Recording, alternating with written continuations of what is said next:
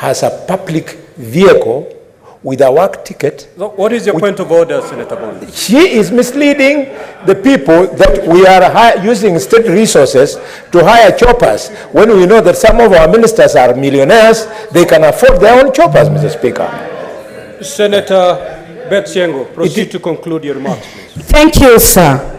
I'm very sure that Senator Bonny Khalwale, my good friend, the bullfighter, proceed to make your remarks, Senator Shengo, knows that I am well educated. When he calls me ignorant, Mr. Speaker, sir, I can't understand which standing order allows him to call me ignorant. Mr. Speaker, sir, allow me to conclude by saying that I'm also very sure that Senator Bonny Khalwale knows that the transport policy that the government may have does not allow wastage in the government for public resources. Thank you, Mr. Speaker, sir. Thank you, Senator Aaron Cheriot.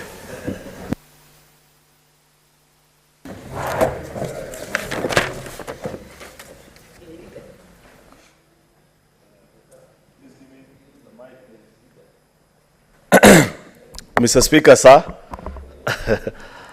I am elated this afternoon listening to members debate the President's speech for the very first time, an opportunity to many of them critique, agree, disagree. Mr. Speaker, I want to begin by lauding the President on very serious departures from the past.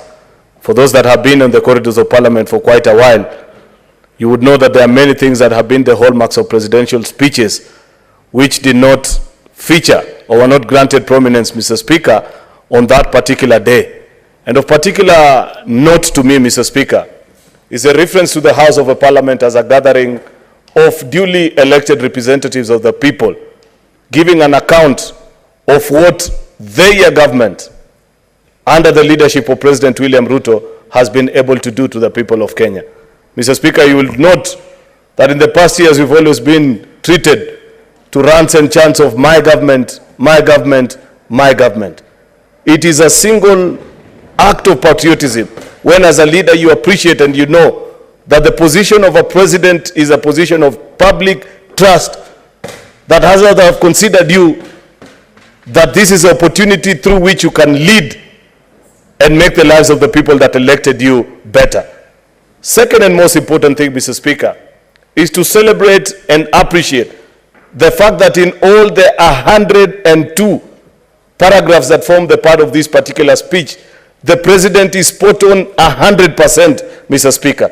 And he speaks and gives an account of policies, programs, legislative interventions, in terms of funding and other policies, Mr. Speaker, that have been undertaken in the last 20 months, Mr. Speaker, of trying to make the lives of Kenyan people better. Thirdly, Mr. Speaker, this conversation cannot be complete and you cannot have a complete picture. And I know that while Mr. President tried to avoid delving into our past, we know for a fact, Mr. Speaker, that it is the past that informs us of the future. He did not tell the country that he found a tattered economy with only 90 million Kenya shillings in the accounts of Central Bank Kenya, that Kenya was like a baby that had escaped the jaws of a crocodile along River Tana, where Senator Mugatana comes from, Mr. Speaker.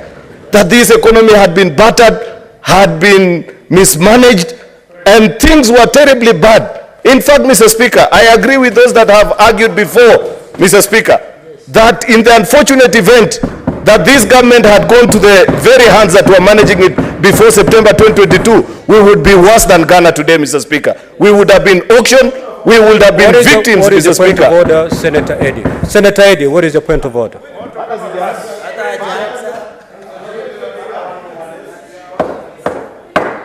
Senator Eddy, proceed with the point of order, please.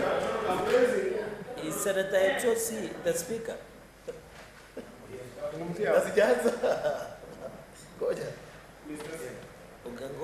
Niko wewe leo. Sitatoka hapo. Use the next one. The next one is working. Mr. Speaker, I rise under standing order number 101 and 105. Mr. Speaker, you have ruled